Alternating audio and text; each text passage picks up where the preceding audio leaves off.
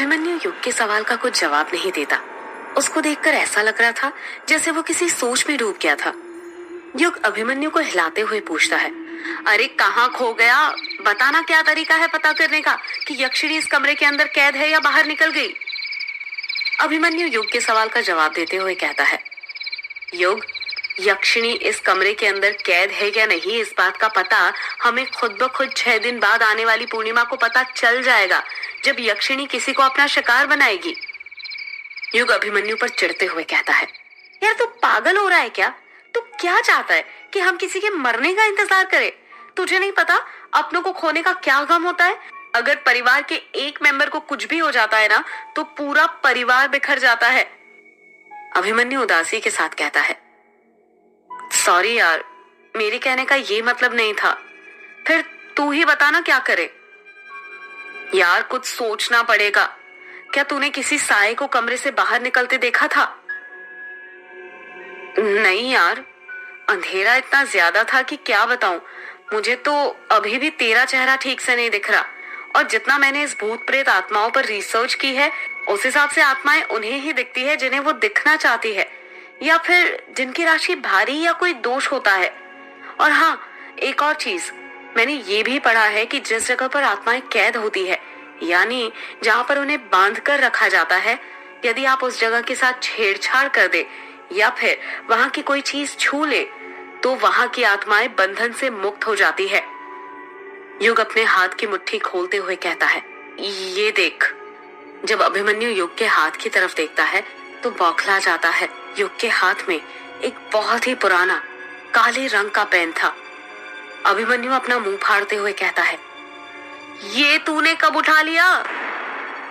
यार वो जब हम भाग रहे थे ना, तो पता नहीं कब ये मेरे हाथ में आ गया। ऐसा लगा जैसे किसी ने हाथों में थमा दिया हो। क्या बात कर रहा है? हाँ यार, वैसे अभी तू ये सब छोड़ और ये बता कि क्या कोई ऐसा तरीका नहीं है जिससे हम 100% कंफर्म हो जाए कि यक्षिणी अंदर कैद है या नहीं? अभिमन्यु कुछ सोचते हुए कहता है, यार एक और तरीका है। अगर पहले की तरह कोई घटिया सा आइडिया हुआ ना, तो सोच लेना मुझसे बुरा कोई नहीं होगा।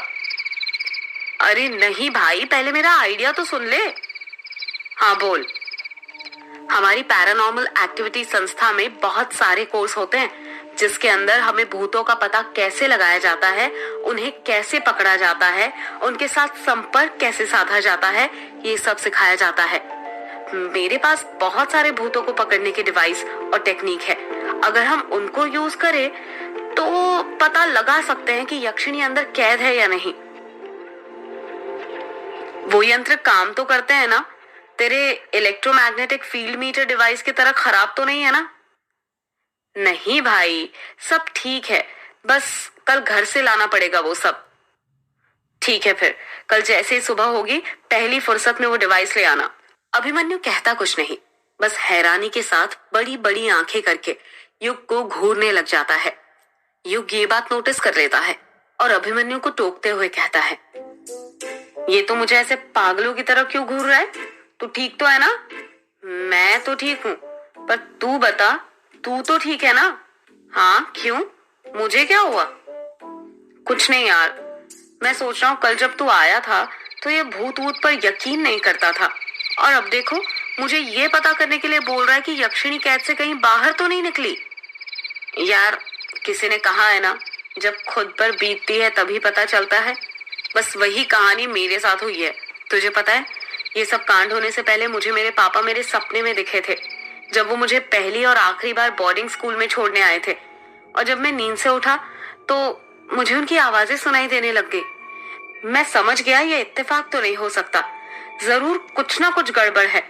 और जब ऊपर पहुंचा तो ये सब कांड होने लगा और तू आ गया। यहीं से हम अंदाजा लगा सकते हैं कि यक्षिणी कितनी शक्तिशाली है। वो हमारे सपने तक देख सकती है और उस चीज का फायदा उठा सकती है। यार शक्तिशाली कैसे नहीं होगी, सिर्फ एक डायन की ही नहीं बल्कि दैवीय शक्तियां भी है उसके पास।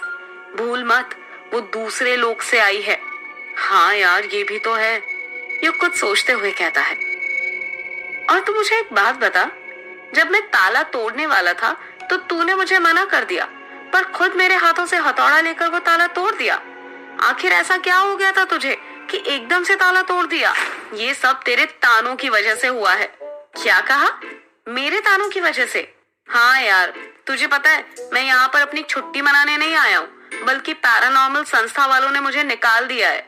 युग अपना गला फाड़ते हुए कहता है। क्या? पर क्यों?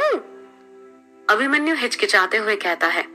यार वो बात ये है कि अभिमन्यु ने इतना कहा ही था कि तभी उसकी नजर जमीन पर गिरे ताबीजों पर पड़ती है और वो बात को बदलते हुए कहता है। यार हमें ना ये सब ताबीज और लाल कपड़ा वगैरह सब उठा लेना चाहिए और इस दरवाजे को वैसे ही बंद कर देना चाहिए जैसे पहले था। अगर कछुए और कायर ने इसे खुला हुआ देख लिया ना तो प्रॉब्लम हो जाएगी। वो दोनों यक्षिणी के हाथों मरे या ना मरे, डर के कारण जरूर मर जाएंगे। हाँ ठीक कह रहा है तू। और एक बात, उन दोनों को पता नहीं चलना चाहिए कि हमने ये दरवाजा खोला था। सिर्फ उन दोनों को ही नहीं, बल्कि किसी को भी ये बात नहीं पता चलनी चाहिए। ये राज सिर्फ हम दोनों के बीच ही रहना चाहिए। हाँ ठीक है। युग और अभिमन्यु दोनों उठकर वापस से दरवाजे को वैसे ही बंद कर देते हैं जैसे वो पहले था। उसके ऊपर ताला, लाल कपड़ा और ताबीज भी बांध देते हैं। अब वो दरवाजा और ताला पहले की तरह लग रहा था। कोई कह ही नहीं सकता था कि ताला तोड़कर दरवाजा खोला गया था। युग और अभिमन्यु दोनों वापस से नीचे हॉल में जाकर सोने की कोशिश करने लग जाते हैं। लाख कोशिश करने के बावजूद भी वो दोनों नहीं सो पा रहे थे। कमरे का हादसा बार बार उनकी आंखों के सामने आ रहा था। देखते ही देखते उन दोनों की कब आंख लग जाती है उन्हें पता ही नहीं चलता। सुबह के 7 बज रहे थे। युग, अभिमन्यु, कायर और कछुआ चारों गहरी नींद में सो रहे थे। तभी दरवाजा खटखटाने की आवाज सुनाई देती है। कोई इतनी जोर जोर से दरवाजा खटखटा रहा था कि ऐसा लग रहा था यदि दरवाजा जल्द ही नहीं खोला गया तो दरवाजा तोड़ देगा। दरवाजा खटखटाने की आवाज सुनकर कायर की नींद खुल जाती है और वो नींद में ही उसके बगल में सो रहे कछुए से कहता है। यार कछुए, देखना कौन है सुबह सुबह, कौन दरवाजा खटखटा रहा है इतनी जोर जोर से। कछुआ नींद में बड़बड़ाते हुए कहता है। यार तू ही देख लेना, मुझे नींद आ रही है। कायर कछुए को लात मारते हुए कहता है। उठना यार, कौन सी तुझे राजकुमारी के सपने आ रहे हैं? कछुआ उठते हुए कहता है। उठ रहा हूं ना यार, मार क्यों रहा है? जब कछुआ उठता है तो देखता है कि युग और अभिमन्यु भी उठ गए थे और अपने बिस्तर पर बैठे हुए थे। दोनों दरवाजे की तरफ देख तो रहे थे पर दरवाजा खोल नहीं रहे थे। कछुआ उन दोनों से कहता है। यार जब तुम दोनों उठकर ही बैठे हो तो तुम दोनों में से कोई एक दरवाजा खोल देता, मेरी नींद क्यों खराब होने दी? युग अभिमन्यु कछुए की बात का कुछ जवाब नहीं देते। दोनों ही रात के हादसे से अभी तक बाहर नहीं आ पाए थे। कछुआ बड़बड़ाते हुए कहता है। इन दोनों को क्या हो गया? लगता है अभी तक नींद पूरी नहीं हुई। इतना कहते हुए कछुआ दरवाजे के पास पहुंच जाता है। जब वो दरवाजा खोलता है तो देखता है कि दरवाजे के सामने एक बूढ़ा खड़ा हुआ था। उस बूढ़े ने सफेद धोती कुर्ता और गले में लाल गमछा पहना हुआ था। बाल पूरी तरह से सफेद और कुछ झड़ चुके थे। सिर के एकदम बीचों बीच चांद दिखता था। बूढ़ा कहता है। बेटा, तुम ही युग बाबू हो क्या? अरे नहीं नहीं, मैं युग नहीं हूँ। आपको युग से मिलना है क्या? हाँ, हम तो युग बाबू से ही मिलने आए थे। कछुआ युग को आवाज लगाते हुए कहता है। अरे युग, जरा यहाँ पर आना, कोई तुझसे मिलने आया है। युग मन ही मन सोचने लग जाता है कि मुझसे मिलने सुबह सुबह कौन आ गया। जब युग उस बूढ़े को दरवाजे पर खड़ा देखता है तो मंत्रमुग्ध अवस्था में खड़ा हो जाता है। वो बूढ़ा कछुआ को साइड हटाता है और युग के कंधे को छूते हुए खुश होने लग जाता है और उसकी आंखों में आंसू आ गए थे। वो बूढ़ा युग की कलाई पकड़ते हुए कहता है। बहुत बड़े और हट्टे कट्टे हो गए हो बेटा। कछुआ मन ही मन सोचने लग जाता है, ये बूढ़ा कौन है? युग कुछ याद करते हुए कहता है।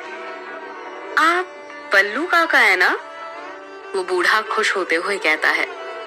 हाँ बेटा, मैं ही बल्लू काका हूँ। बड़ी देर कर दी पहचानने में। मुझे तो लगा था तुम आओगे ही नहीं। 13 साल बाद देखकर बड़ी खुशी हुई तुम्हें। बल्लू काका युग के घर के पुश्तैनी नौकर थे, जो बचपन से ही उनके घर पर काम किया करते थे। आप यहाँ पर कैसे, और आपको कैसे पता चला कि मैं यहाँ पर आया हूँ? युग बाबू, मुझे क्या, पूरे गांव को पता चल गया है कि कोई परदेसी शहर से आया है। हम तो समझ गए थे कि वो परदेसी और कोई नहीं बल्कि हमारे युग बाबू ही होंगे। पर ये क्या, आप इन लाशों वाली कोठी में क्यों रुके हैं? आपको अपने घर पर रुकना चाहिए था ना। ये भी तो मेरा ही घर है ना बल्लू काका। हाँ युग बाबू, ये भी आपका ही घर है, पर आपको नहीं पता, बड़ी मनहूस कोठी है ये।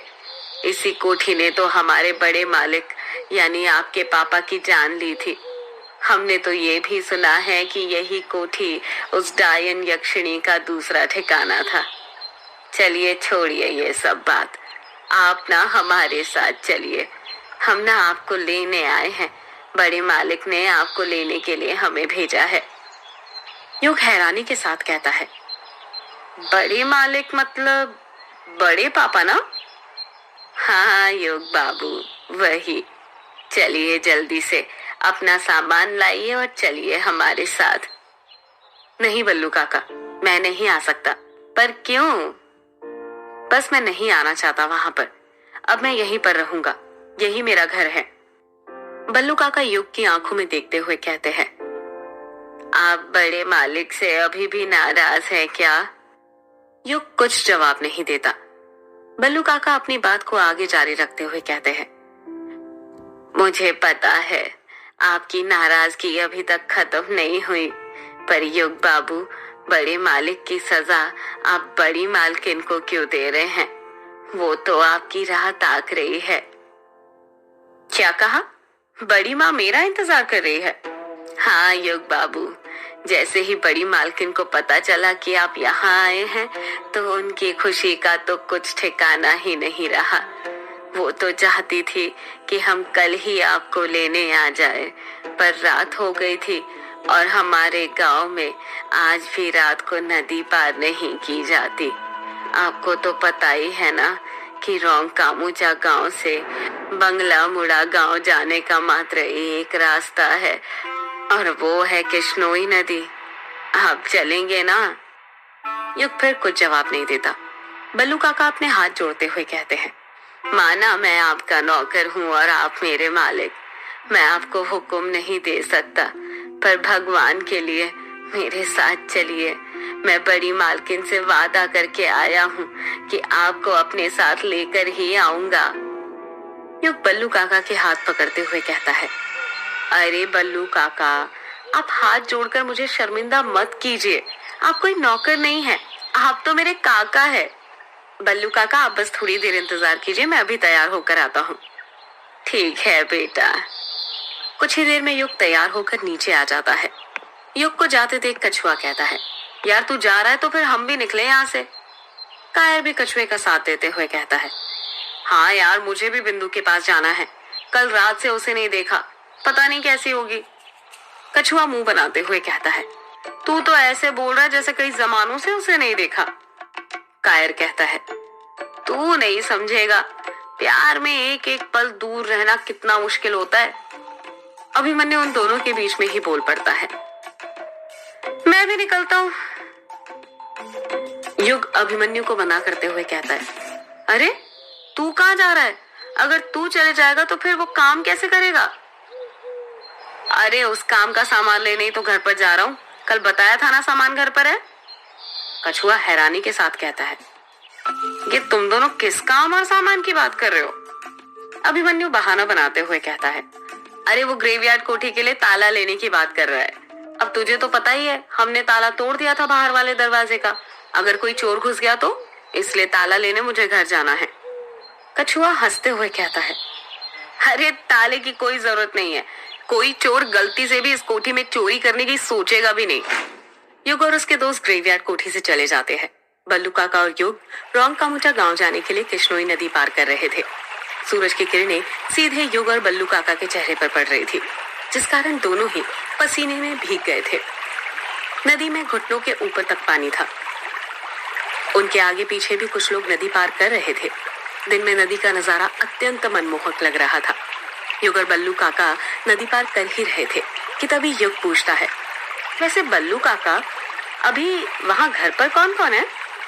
बल्लू काका युग के सवाल का जवाब देते हुए कहते हैं, वहां पर अभी बड़े मालिक है, बड़ी मालकिन है और बड़ी मालकिन के भाई सुदेश बाबू, उनकी पत्नी रजनी और उनकी बेटी अमोदिता है।